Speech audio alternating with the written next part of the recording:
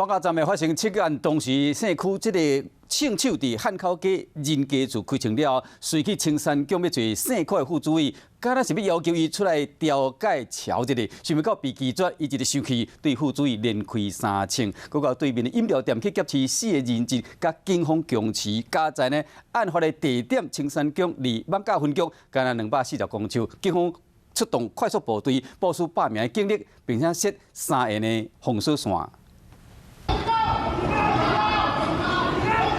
真侪员警手提盾牌，真细致行过青山宫边的饮料店，因为阁有人质互姓区的嫌犯掠掉咧。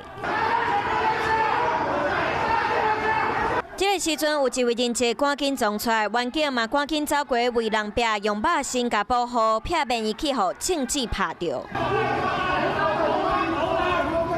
随着人质一个一个互放出来，员警才敢继续去头前嫌犯线向开枪。嫌犯连续开2枪自杀，互在场的人拢出一条。警方嘛随冲入去饮料店。就是有听到很多警车就是我就觉得怪怪的，怪怪的，我就开那个门看一下，然后结果下面都有很多那个拿那个盾牌的警察这样，然后就赶快跑进去了。 就不敢干了。20号暗时，艋舺传出枪声，主嫌邱国良一度掠到4位人质，和警方做对头。不过来看伊掠人的地点，就伫艋舺青山宫边的饮料店，离艋舺分局不过240公尺，互警方会当赶紧封锁现场。后来看到警察来了，就让我们枪就不给我们出去。后来我讲我要下班了，我想说让我从后面走。 几啊百位员警布线封锁现场，以青山宫的饮料店做中心，伫贵阳街设下攻坚线。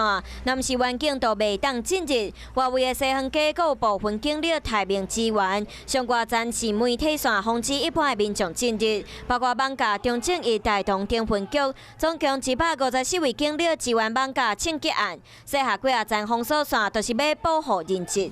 你被包围了，冷静一点。 嘛要保护无辜的民众受到伤害。